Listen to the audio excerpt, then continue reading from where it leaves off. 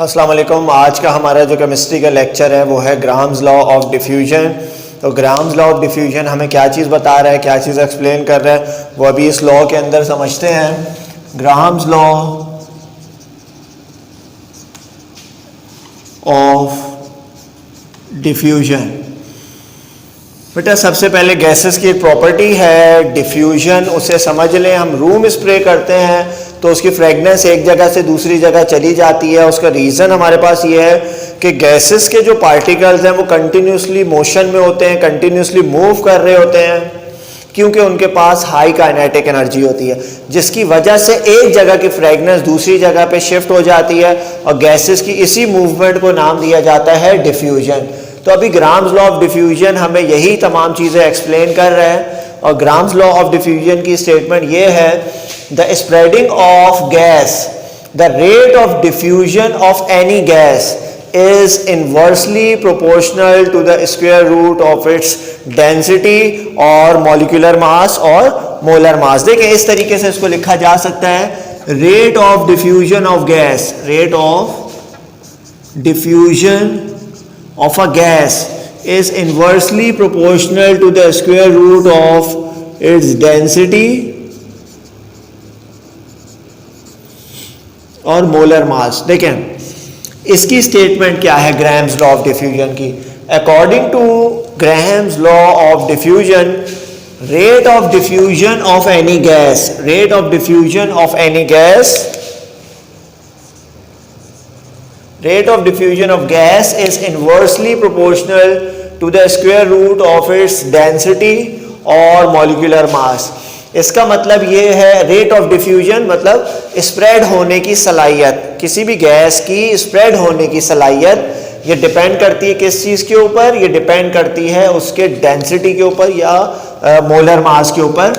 बेटा rate of diffusion को R से रिप्रेजेंट किया जा सकता है, R inversely proportional to its molecular mass और डेंसिटी। दोनों बातें इस तरह से लिखी जा सकती हैं। अच्छा, अब मान लें कि हमारे पास दो गैसेस हैं, एक को नाम दे दिया गैस ए का, फॉर गैस ए। बेटा गैस ए के लिए, अच्छा एक चीज़ और, जब हम ये बात जानते हैं, हम एक बात ये जानते हैं कि जब कभी भी प्रोपोर्शनैलिटी का साइन हटता है, तो बेटा प्रोपोर्शनैलिटी का साइन हटता है तो कौन सी दो चीज़ें आती हैं, एक इज इक्वल्स टू आता है और एक आपके पास यहाँ क्या आ जाता है, कांस्टेंट। क्या आ जाता है, एक कांस्टेंट आ जाता है। अच्छा यहाँ से मुझे k की वैल्यू अलग करके दिखाएं। बेटा k की क्या वैल्यू बन जाएगी, ये अंडर रूट m आ जाएगा और इधर आ जाएगा k। इसे नाम दे दो इक्वेशन नंबर 1 का। अच्छा अब अगर मैं ये देखना चाहूँ कि गैस A का रेट ऑफ डिफ्यूजन क्या होगा, तो वो किस तरीके से कैलकुलेट होगा फॉर गैस A। बेटा गैस A के लिए क्या क्या चीज़ें चेंज हो जाएंगी, RA under root MA is equals to K. इसे नाम दे दो इक्वेशन नंबर 1 का। अगर हमारे पास एक गैस बी भी हो, फॉर गैस बी, तो इसके लिए बेटा क्या बनेगा, गैस बी के लिए R B M B is equals to K. इसे नाम दे दिया इक्वेशन नंबर बी का। भाई अगर हमारे पास मान लो कि दो गैसेस हैं, गैस ए और गैस बी, तो गैस ए के लिए इक्वेशन क्या बनेगी, गैस ए के लिए बन गई R A M is equals to K, R B M B is equals to K. इन दोनों को कंपेयर करवा लो, compare equation A and B. बेटा इन दोनों को कंपेयर करवाने पे हमें यहाँ से क्या मिला, R A under root M A is equals to R B under root M B. R की वैल्यू को एक तरफ ले आओ, R A upon R B is equals to under root M B upon M A. और ये बात हम जानते हैं कि अगर रूट के अंदर दो चीज़ें लिखी हुई हों तो उसको एक रूट में लिखा जा सकता है।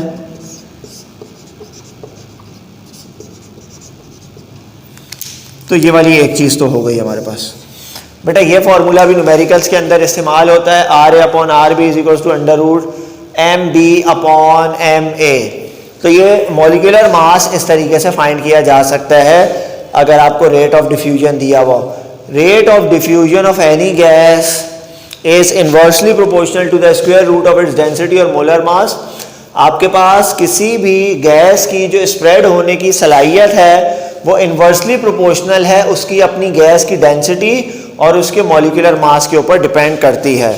तो ये एक फार्मूला ये आपने जहन में रखना है।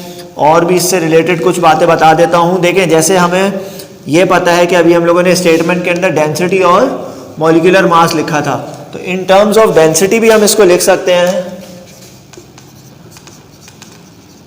इन टर्म्स ऑफ डेंसिटी, बेटा डेंसिटी की फॉर्म में भी हम इसको अगर लिखना चाहें तो density mass per unit volume के बराबर होता है, या वो जो हमने इक्वेशन के अंदर लिखा था RA/RB के चाहो तो मॉलिक्यूलर मास यूज़ कर लो, मोलर मास यूज़ कर लो या डेंसिटी यूज़ कर लो। मैंने कहा भाई मैं डेंसिटी यूज़ कर रहा हूँ तो डेंसिटी dB/dA हो जाएगा इस तरीके से करके। तो ये फॉर्मूला एक हमारे पास बन गया डेंसिटी की टर्म में, ये मॉलिक्यूलर मास की टर्म में बन गया, ये जो है आपके पास density. In terms of time, in terms of time, time की रिस्पेक्ट में इसका फॉर्मूला कुछ इस तरीके से बनेगा, जैसे MB/MA is equals to TB/TA। इस तरीके से आप लोगों ने इसको लिखना होगा। √MB/MA is equals to TB/TA। अगर गैस का मॉलिक्यूलर मास ज़्यादा है तो वो टाइम भी ज़्यादा लेगी स्प्रेड होने में, और अगर किसी गैस का मॉलिक्यूलर मास कम है तो उसको टाइम भी कम लगेगा एक जगह से दूसरी जगह जाने में। तो ये इन टर्म्स ऑफ टाइम है, ये आपके पास मॉलिक्यूलर मास की टर्म्स में हम लोगों ने लिख दिया है। तो ये न्यूमेरिकल के अंदर ये सारी चीज़ इस्तेमाल होगी। क्या है, RA/RB is equals to √MB/MA, यहाँ पे TB/TA। नॉर्मली ये वाला फॉर्मूला इस्तेमाल हो रहा होता है। न्यूमेरिकल जब करेंगे तो बहुत सी चीज़ें वहाँ पे हमारे पास क्लियर हो जाएंगी। यहाँ पे एक बात और जहन में रखो, एज्यूम कर लो कि गैस A जो है वो लाइटर गैस है और गैस B जो है वो हैवियर गैस है। ये दो बातें और बेटा जहन में अपने पास रखो। लेक्चर नंबर 24 चल रहा है, first year chemistry, chapter number 2 हमारा चल रहा है गैसेस का पोर्शन। गैसेस के बाद लिक्विड पोर्शन आएगा, उसके बाद सॉलिड का पोर्शन स्टार्ट कर देंगे इंशाल्लाह। ये बात जहन में रखो, गैस है लाइटर गैस होती है, गैस B हैवियर गैस होती है। इससे रिलेटेड मैं आप लोगों को पहले एक आध कोई MCQs करवा दूं, फिर उसके बाद ताकि आप लोगों को थोड़ा सा कॉन्सेप्ट क्लियर हो कि ग्राम्स लॉ ऑफ डिफ्यूजन है क्या चीज़। ग्राम्स लॉ ये बताता है कि अगर मुख्तलिफ गैसेज हों तो कौन सी गैस तेज़ी से डिफ्यूज़ करेगी, कौन सी गैस कम तेज़ी से या स्लो मूव करेगी। Which one of the following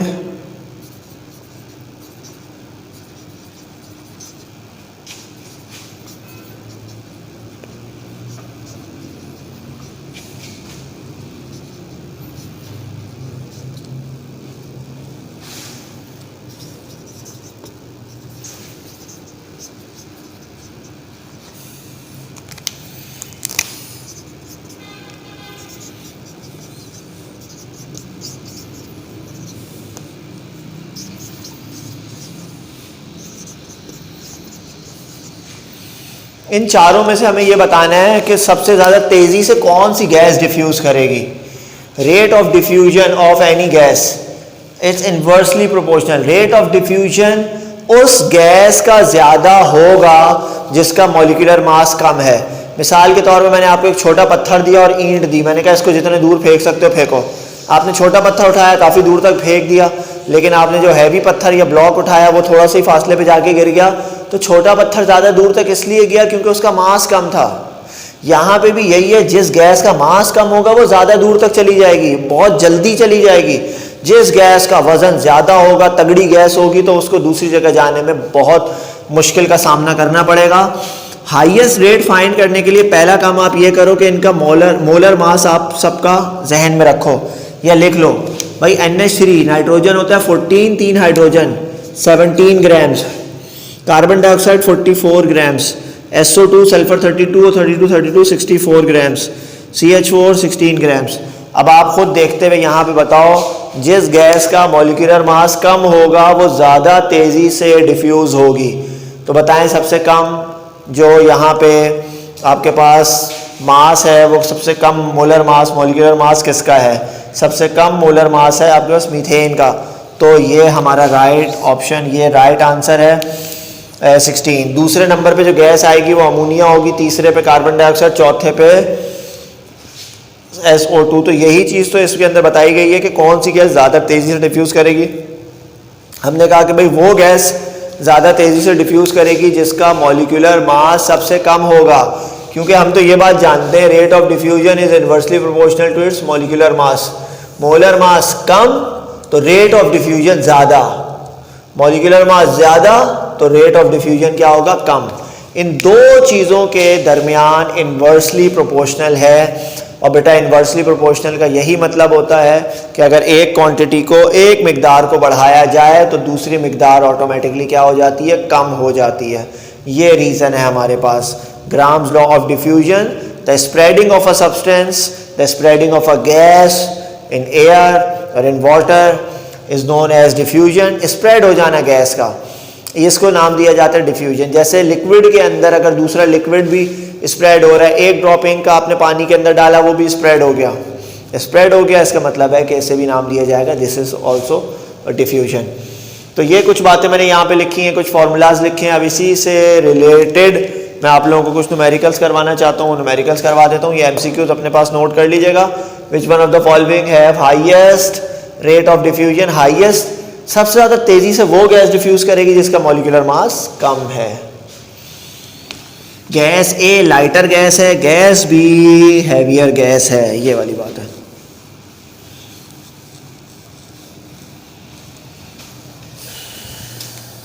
अच्छा, पास्ट पेपर से सवालात कर लेते हैं बेटा, पास्ट पेपर से सवालात करते हैं, लेकिन उससे पहले बुक के कुछ सवालात कर लेते हैं।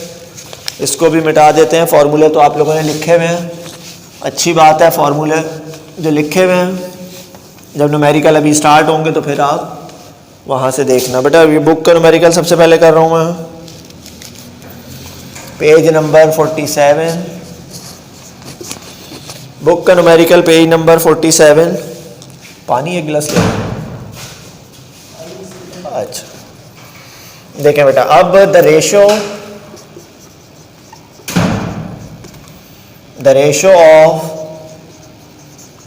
of the rates of diffusion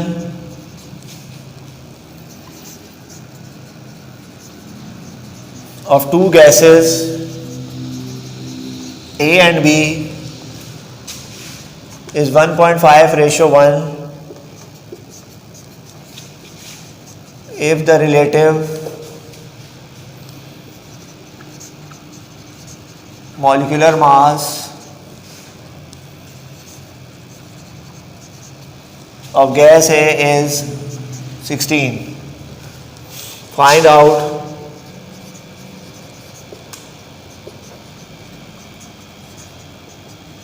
the relative molecular mass of gas B.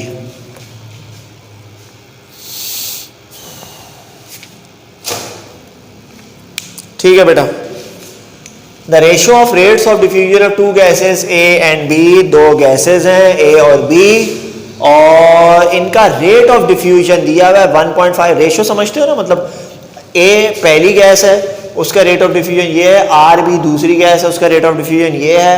If the relative molecular mass, अगर तो गैस ए का मॉलिक्यूलर मास 16 है तो ये बताओ गैस बी का मॉलिक्यूलर मास क्या होगा। इसका हम बनाते हैं डेटा। दो गैसेस हैं R A upon R B, बेटा इसका रेशियो क्या दिया हुआ है 1/5 अपॉन 1, तो 1/5 ही होगा। 1/5 को 1 से डिवाइड करवाओगे तो ये क्या हो जाएगा 1.5 ही आ जाएगा।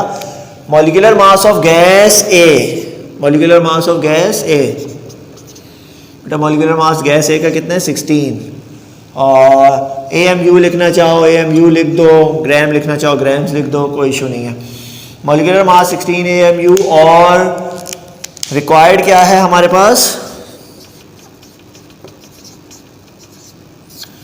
बेटा, यहाँ पे रिक्वायर्ड हमारे पास है molecular mass of gas B, हमें इसमें फाइंड करना है। नेक्स्ट आपके पास हेडिंग आ जाएगी सॉल्यूशन। इसमें एक लाइन लिखें, bye using Graham's law of diffusion, बेटा इसमें लिख दें bye using Graham's law of diffusion.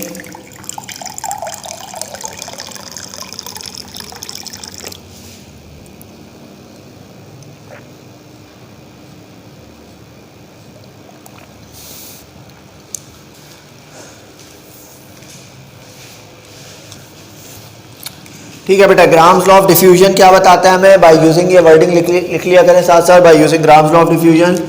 बेटा ग्राम्स लॉ ऑफ डिफ्यूजन हमें ये बताता है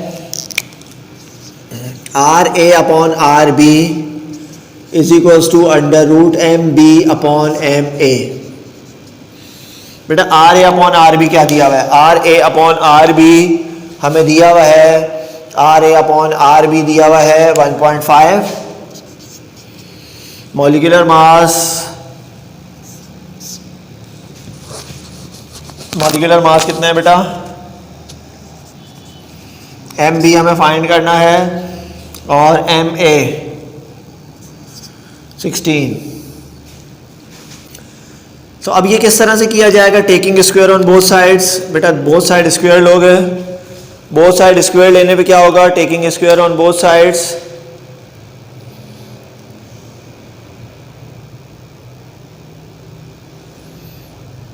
वन 1.5 मल्टीप्लाई बाय 1.5 2.25 आ गया भाई।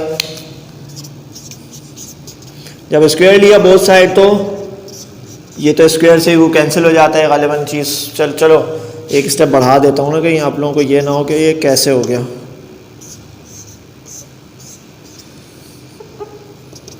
ये इससे ये कैंसिल भाई, 1.5 का स्क्वायर किया 2.25 आया, और ये एम बी आ गया अपॉन में 16 आ गया। 16 इधर इससे मल्टीप्लाई होगा, मल्टीप्लाई बाय 16 तो 36 आ गया भाई एम बी ना।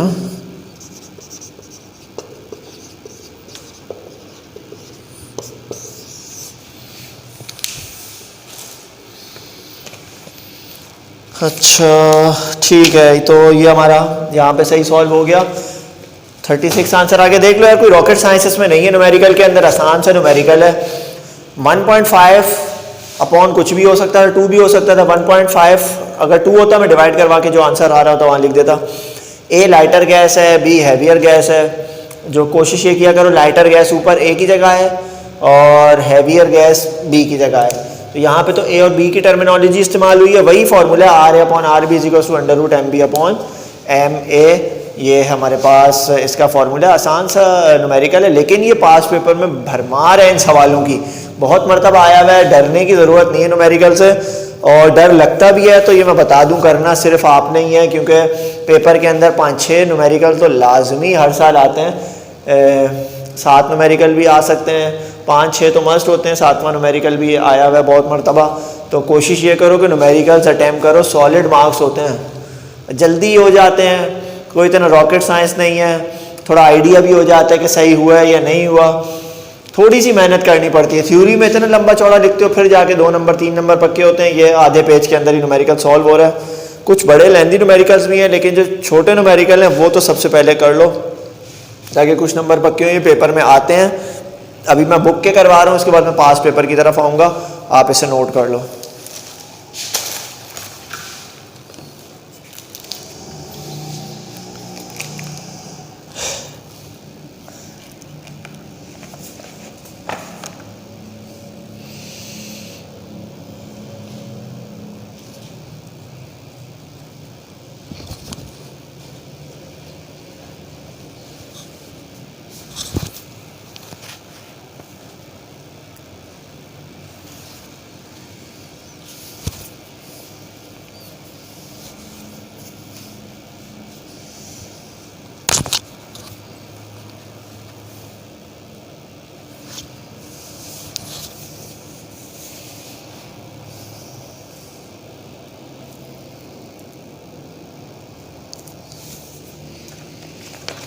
चलो बेटा ठीक है, ये न्यूमेरिकल डन।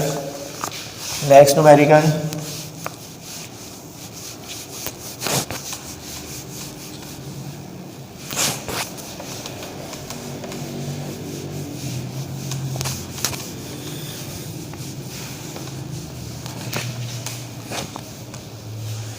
बेटा पास्ट पेपर का न्यूमेरिकल है, पास्ट पेपर का न्यूमेरिकल करना है।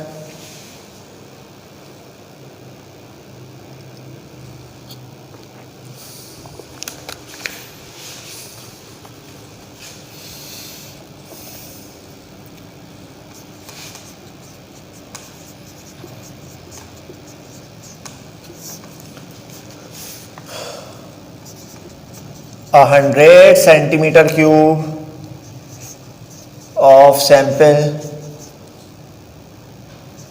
of H2 effuses through a porous container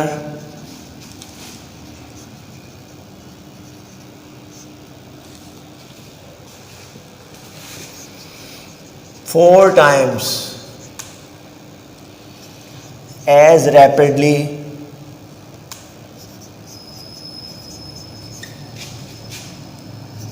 as unknown gas. Calculate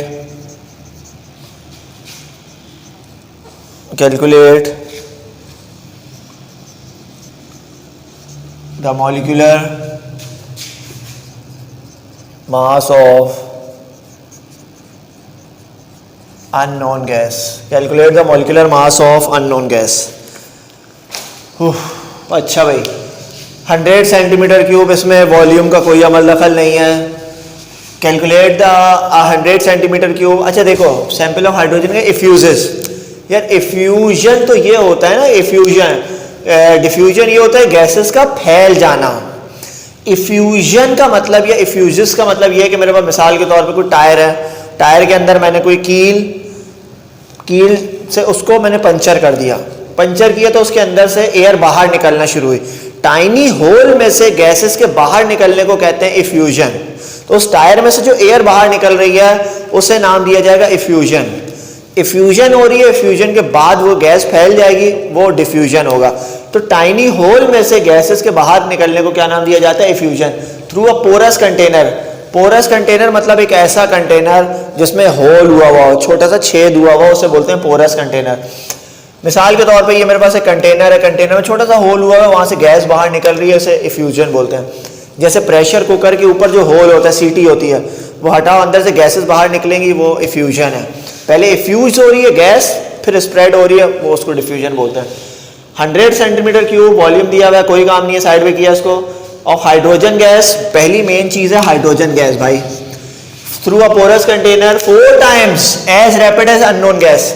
भाई दो गैसेस दी हुई हैं, सवाल समझ लो, दो गैसेस हैं, हाइड्रोजन है और अननोन गैस है, ठीक है। मैंने कहा यार ये हाइड्रोजन है और ये अननोन गैस है, ये हाइड्रोजन, ये अननोन गैस। अब हुआ क्या, बोल रहे हैं porous container 4 times as rapid unknown gas. ये हाइड्रोजन गैस है, ये हल्की गैस है, ये अननोन गैस है, ये भारी गैस है। भाई मुझे कैसे पता चला कि ये गैस हल्की है, ये अननोन गैस भारी है? मुझे इससे पता चला कि सवाल में बता रहे हैं कि हाइड्रोजन गैस 4 टाइम्स, 4 गुना ज्यादा तेजी से ट्रेवल कर रही है अननोन गैस के मुकाबले में। इसका मतलब है कि हाइड्रोजन गैस कौन सी गैस है? लाइटर गैस है। तो ये चीज मुझे पता चल गई सवाल में से। डेटा बनाता हूं, मैंने लिख दिया गैस ए लाइटर गैस है, गैस बी कौन सी है? Heavier gas. बेटा गैस ए कौन सी गैस है? गैस ए लाइटर गैस है, गैस बी हैवियर गैस है। लाइटर गैस कौन सी है? Hydrogen gas. बेटा कौन सी गैस है? ये हाइड्रोजन गैस है और दूसरी अननोन गैस है, हैवियर गैस। अच्छा अब क्या कह रहे हैं? वॉल्यूम दिया हुआ है, वॉल्यूम को छोड़ो।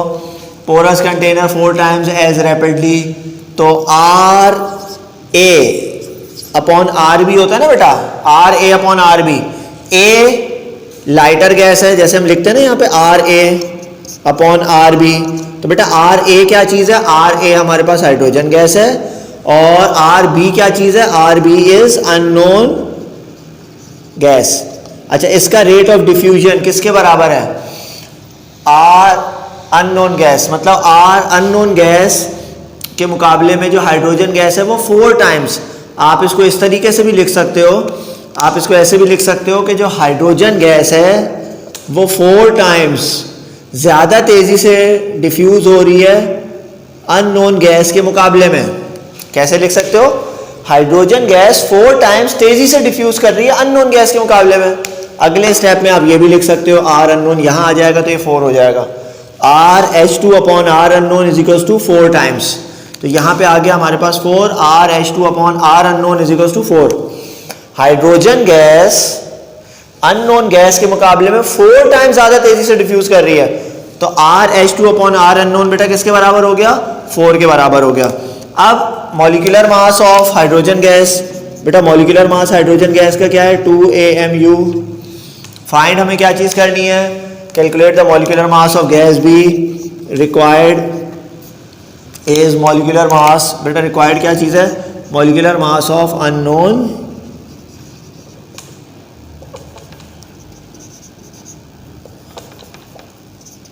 Molecular mass of unknown gas हमें करना है फाइंड। ठीक है बेटा, नेक्स्ट हेडिंग आ जाएगी हमारे पास सॉल्यूशन की।